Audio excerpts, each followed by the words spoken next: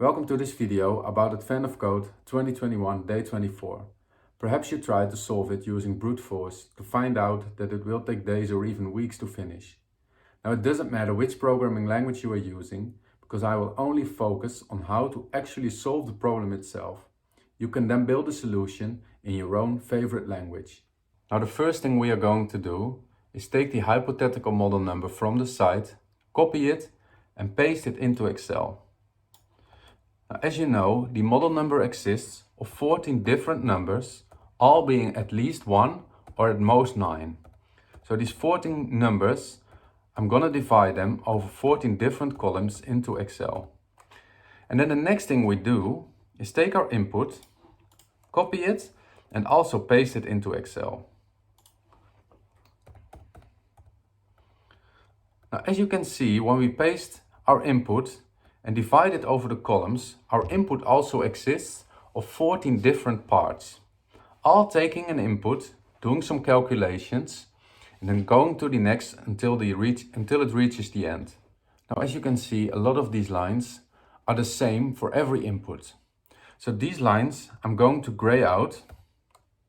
So we have 3 lines left. Now the first line is different for the inputs, but we don't need it for our explanation. Now the line at the bottom, these are all positive numbers. I'll mark them yellow for now. And then we have 1 line left. Now this is the most interesting one because it has positive and negative numbers. I'm gonna mark the positive numbers green and the negative numbers red.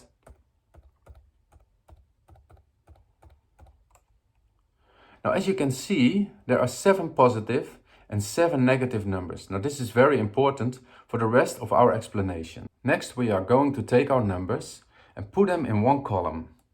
So first we are going to take the positive and negative numbers and line them up here. And then we are going to take all the numbers from the line at the bottom, which we have marked yellow, and put them next to it. Now the next thing I'm gonna do is call this first column push/pop. And the next one I will call offset.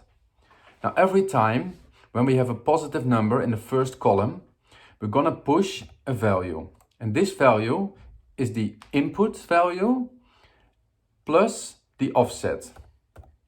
So for the first value, we're gonna have the input and we will add 4 to it. For the next one, we will have the input at 11.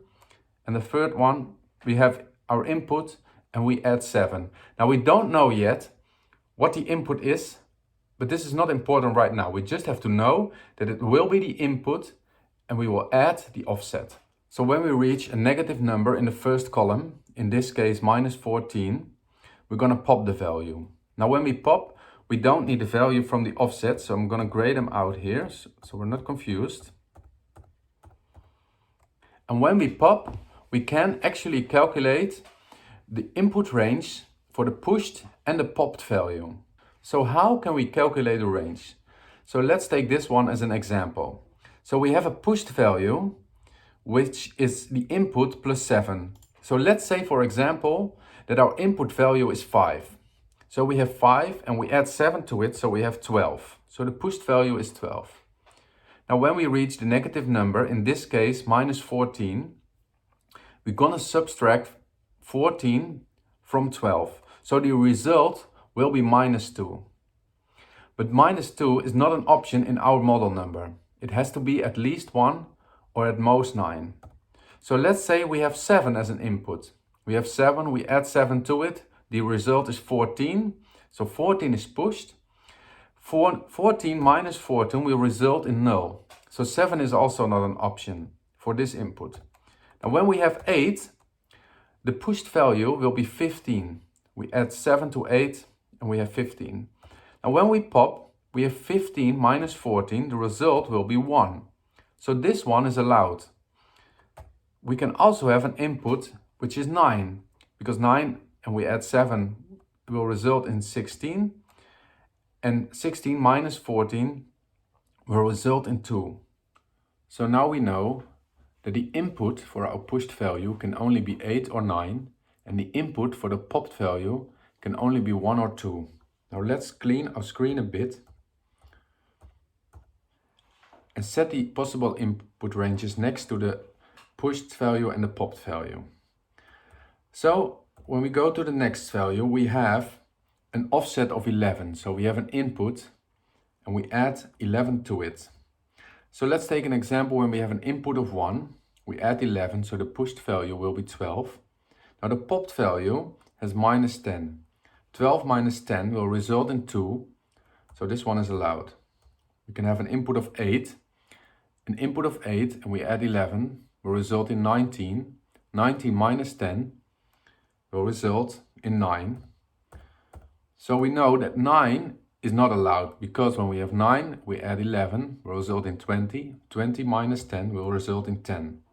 Now let's add the ranges for the pushed and the popped value. Let's move the example. We give them the same color for the pushed and the popped value.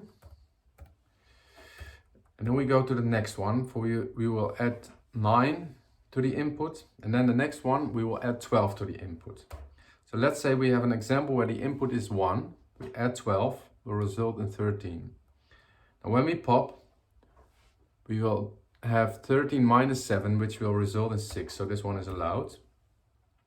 Now if you have an example of 5, input of 5 for the pushed value, we add 12, will result in 17. 17 minus 7 will result in 10, so this one is not allowed. So now we know that the input range for the pushed value can only be 1 to 4. And we also know that the input range for the popped value can only be 6 to 9. Now I will continue to fill in the numbers and I will mark them with the colors so it's obvious which pop belongs to which push.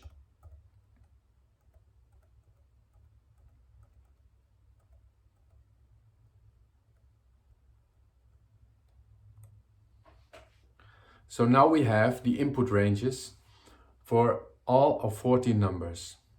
So the last thing I want to show you is the difference between the number of possibilities when using brute force or the number of possibilities when we have calculated our input ranges.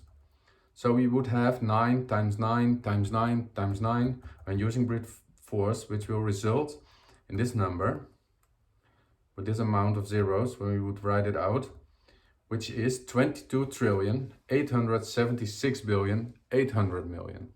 Now when we have calculated our input ranges, we would, for the first value, only have 1 times 2, and then we have times 2 times 2 times 8, and so on, which will result in only a few million, 1,327,104.